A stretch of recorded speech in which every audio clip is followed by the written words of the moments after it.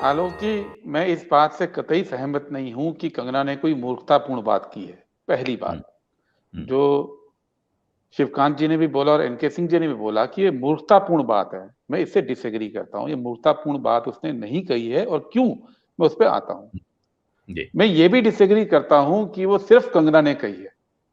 मैं आपके शो में आने से पहले अभी एक टीवी शो पे था, उसमें एक प्रवक्ता बीजेपी के थे, एक प्रवक्ता आरएसएस के थे। हुँ, आमतौर पर अगर भारत की आजादी को भीख में मिली है हमें, और स्वाधीनता सेनानियों को अगर आप बदनाम करते हैं, तो उसकी निंदा करने में 2 सेकंड किसी को भी लगना चाहिए। लेकिन आधे घंटे के शो में लगातार बोलने के बाद एक शब्द की निंदा नहीं की, ना बीजेपी के प्रवक्ता ने, ना आरएसएस के प्रवक्ता ने। तो इसको कंगना का सिर्फ बयान नहीं माना जाना चाहिए। इसके पहले एबीवीपी की प्रवक्ता इसी लाइन पे बोली, और आज भी वो डिफेंड पूरी पार्टी कर रही है। तो इसको कंगना नाम की एक हीरोइन, जो अच्छी हीरोइन है, जिसको मैं भी अच्छी हीरोइन मानता हूं, कि निजी विचार मानना गलत है। हमको यह देखना पड़ेगा कि विचार आया कहां से और क्यों आया। हुँ, उसने बोला वो गौण है, वो गौण बात है। मुझे नहीं लगता कि एनके सिंह जी ने उसका पूरा बयान देखा था। अगर देखा हो तो शायद मेरी बात से एग्री करते। उसने बोला क्या कल, उसने जो जो वायरल हुआ है वो 27 सेकंड का एक चंक वायरल हुआ है। अगर आप जी। उसकी पूरी बात सुनते हैं, वो बड़ी महत्वपूर्ण है। वो उसका ये कहना है कि 1857 के बाद ब्रिटिशर्स ने हमारे आजादी के आंदोलन को जब कुचल दिया, तो उसके बाद वो भारतीयों के पीछे हाथ धोकर पड़ गए। मैं हिंदी में बोल रहा हूं, उसने अंग्रेजी में बोला है। और हर जगह भारत को उन्होंने कुचलने की ठान ली। इसी सिलसिले में जलियांवाला बाग हुआ, इसी सिलसिले में अकाल बंगाल का हुआ, ताकि भारतीय उठ ना पाए। उसने कहा शी वेंट फॉर इंडियंस, और हमें भूखे मार दिया, ये उसने बोला। और ये बोला कि जब आपसे सब कुछ छीन लिया जाता है, तो आप केवल वापस लड़ना चाहते हैं, और इसलिए ये साइकोलॉजिकली ठीक है। हर भारतीय ब्रिटिशर से लड़ना चाहता था, यहां तक उसने बात बोली। और हुँ, ब्रिटिशर्स को ये एहसास हो गया था कि अब इस लड़ाई में बहुत खून बहेगा। इसलिए उन्होंने तय किया कि उनका खून ना बहे, किसी भारतीय का ही खून बहे। और किसी दूसरे भारतीय का खून बहाने के लिए उन्होंने अपने एलाइड भारतीय ढूंढ लिए। यहां तक उसने ये बात बोली। इस इंटरप्रिटेशन को नॉर्मली कोई भी गलत आमतौर पे नहीं बोलेगा कि ब्रिटिशर्स के खिलाफ भारतीय लड़ना चाहते थे। ब्रिटिशर्स ने अपने एलाइज ढूंढे, और उन एलाइज को यूज करके दूसरे भारतीयों का खून बहाया, अपने को बचा लिया।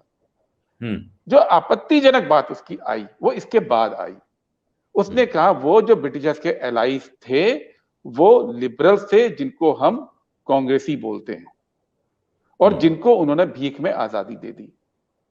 अब ये जो वर्जन है, ये वर्जन आप प्रोग्राम करते या नहीं करते, हुँ, आज ये वर्जन पूरे देश में उनके व्हाट्सएप ग्रुप में करोड़ों लोगों के पास पहुंच गया। लोगों ने दिन में 4-4 5-5 बार उसको सुन लिया, और फॉरवर्ड लोगों भी। में एक परसेप्शन बनाया गया कि, और ये पहले से चला आ रहा है, ये परसेप्शन बनाया जा रहा है कि ब्रिटिशर्स जो है उन्होंने देशभक्त भारतीयों के खिलाफ कांग्रेस के, उस वक्त की कांग्रेस को यूज किया, और देशभक्तों का खून बहाया। हुँ, अब कंगना को यहीं तक पढ़ाया गया, जिस भी शाखा से, जिस भी व्हाट्सएप ग्रुप से उनको जानकारी मिलती है, जो उन्होंने कहा मैं रिसर्च करती हूं, इसलिए कंगना इंपॉर्टेंट नहीं है। उनको ये नहीं बताया गया कभी भी कि ये जो भारतीय के, जो अंग्रेजों ने एलाई ढूंढे थे, वो कौन थे। हुँ, उनको ये नहीं बताया गया। और भारत के लोगों को आज ये भुलाने की कोशिश की जा रही है कि जब भारत छोड़ो आंदोलन का नारा दिया गया, और सारी सरकारों से कांग्रेस ने इस्तीफा दिया, लोगों ने अपनी सरकारी नौकरियों से इस्तीफा दिया, जो लोग आजादी के दीवाने थे, उस वक्त सावरकर ने खड़े होकर यह कहा कि हमें ब्रिटिश फौज में भर्ती करनी है। ये कंगना को नहीं बताया गया कि सावरकर ने पूरा नारा दिया, स्टिक टू योर पोस्ट, अपनी पोस्टों से चिपके रहिए। और सावरकर ने बाकायदा भर्ती की, और भर्ती की ही नहीं, हिंदू महासभा के मदुरई सम्मेलन में उन्होंने ये बात रिपोर्ट रखी कि हमने ब्रिटिश सेना में 1 लाख लोग भर्ती किए। और ये क्यों मैं बोलता हूं इंपॉर्टेंट बात है, क्योंकि ये जो ब्रिटिश सेना में लोग भर्ती किए गए थे, भारतीय, जो भारतीय भर्ती किए गए थे, वही लोग आजाद हिंद फौज के खिलाफ भी लड़े थे। वो वर्ल्ड वॉर 2 में तो लड़े थे, वो जवाहरलाल नेहरू की आजाद हिंद फौज के खिलाफ भी लड़े थे, और उन शहीदों को के खून में इनके हाथ रंगे हुए हैं। ये बात कि ब्रिटिश के एलाइज कौन थे, वो कांग्रेस नहीं थी, वो हिंदू महासभा के लोग थे जिनको सावरकर ने ब्रिटिश सेना में भर्ती करवाया और जो आजाद हिंद फौज के खिलाफ भी लड़े। उसने ये नहीं उसको बताया गया कि जब भारत छोड़ो आंदोलन चल रहा था और जब 1 लाख से ऊपर तो सरकारी रिकॉर्ड है कांग्रेस के लीडर्स डिस्ट्रिक्ट लेवल तक गिरफ्तार थे, जेलों के अंदर थे, तो बीजेपी के जो अग्रज हैं श्यामा प्रसाद मुखर्जी, जिनको बीजेपी आज भी बहुत मानती है, वो फजलुल हक की सरकार में सहयोगी थे। फजलुल हक मुस्लिम लीग के साथ थे, फजलुल हक की सरकार में शामिल थे, और उस सरकार की तरफ से श्यामा प्रसाद मुखर्जी ने वायसराय को चिट्ठी लिखी थी कि क्विट इंडिया मूवमेंट को कुचलने के लिए हमारी सरकार जो कर सकती है वो करेगी। ये कंगना को नहीं बताया गया कि वो जो कह रही थी अंग्रेजों ने दूसरे भारतीयों का खून बहाने के लिए कुछ एलाइज ढूंढे थे, वो असल में कौन थे? वो असल में यही हिंदू महासभा के, वही सावरकर के और वही श्यामा प्रसाद मुखर्जी के लोग थे जो सरकार के अंदर बैठे थे। उन्होंने 3 सरकारें बनाई, 2 मुस्लिम लीग के साथ बनाई, सिंध में बनाई, नॉर्थ वेस्ट फ्रंटियर में बनाई, और सिंध की सरकार में कोएलिशन सरकार, हिंदू महासभा और मुस्लिम लीग की सरकार ने प्रस्ताव पारित किया था फॉर्मल पाकिस्तान बनाने का। ये बात कंगना को नहीं बताई गई, और एक कंगना की तरह देश के करोड़ों लोगों को अब ये बात नहीं बताई जा रही है कि लड़ कौन रहा था और अंग्रेजों के साथ कौन था। तो इशू ये नहीं है कि कंगना क्या है, इशू ये है कि उस पीरियड में हुआ क्या था। आज जब वो खड़े होकर, और उसकी फॉलोइंग है, वो अच्छी हीरोइन है, अच्छी एक्ट्रेस है, इसमें कोई दो राय नहीं है, उसकी फिल्मों में उसने बाकायदा अच्छा रोल किया है, और जब ऐसे लोग खड़े होकर बोलते हैं तो लोग सुनते हैं। आरएसएस के जब कार्यकर्ता गली गली में ये बातें बोलते आए थे और हम भी बचपन से सुनते आए, उसकी क्रेडिबिलिटी नहीं होती थी। लेकिन जब आइकन बोलता है, भले ही उसकी उस फील्ड में नॉलेज नहीं हो, आम पब्लिक उसको सुनती है, और जब कई आइकन बोलते हैं एक साथ तो लोगों को लगता है यही सच है। इसलिए इस पे बात करना जरूरी है। इस पे बात करना इसलिए जरूरी नहीं है कि कंगना ने कोई देशद्रोह की बात कही है, उसको अधिकार है, जिसको हम मूर्खतापूर्ण बात कह सकते हैं, मैं मान लेता हूं, उसको हर वो बात कहने का अधिकार है। सवाल यह है कि सही बात कहने की जिम्मेदारी किसकी है? ये बात देश को बताने की जिम्मेदारी किसकी है कि भारत की आजादी लीज पर नहीं है?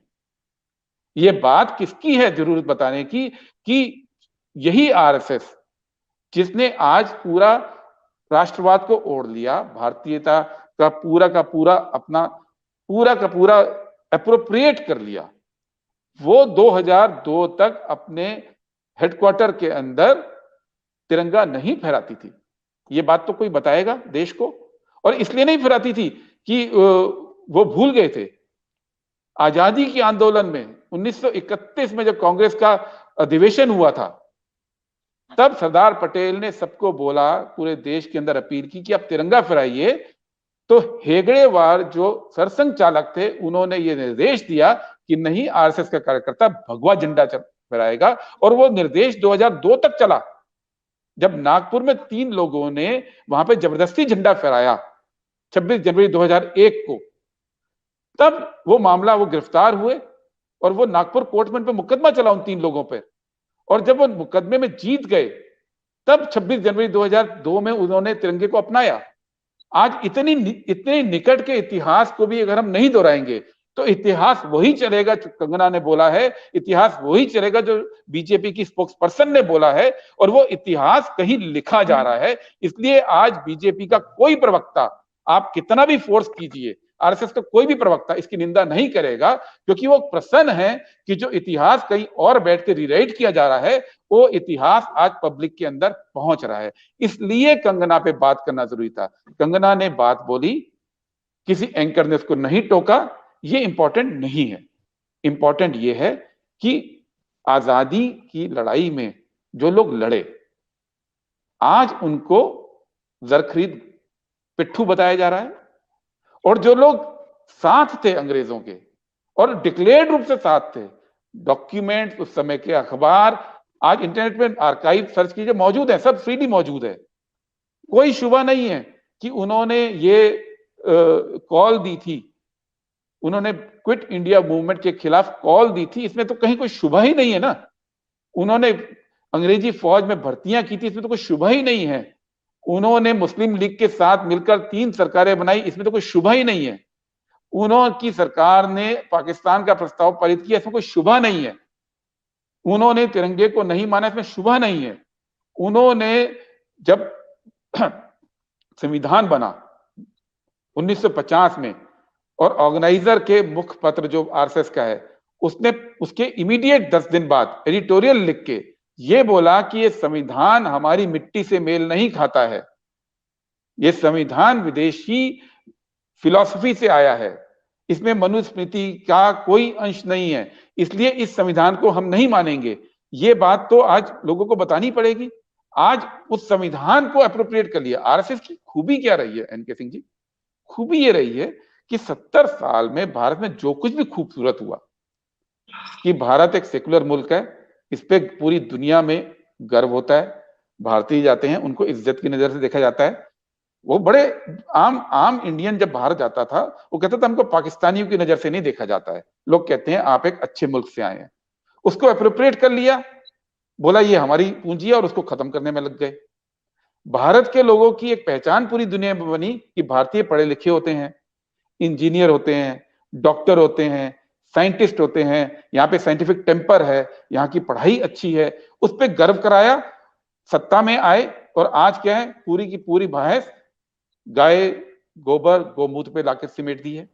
आज आप उस ज्ञान को, हर उस बात को जिसपे कि गर्व होना चाहिए था, उसको अप्रोप्रिएट किया और फिर उसको खत्म करने में लगे हैं। यही बात आजादी के आंदोलन से भी जुड़ी है, इसीलिए इस पे बात करना जरूरी है। इस बात को अगर आप दरकिनार करेंगे तो कुछ दिनों के अंदर ये बात आम लोग बोलने लग जाएंगे कि देखिए कांग्रेस तो मिली हुई थी।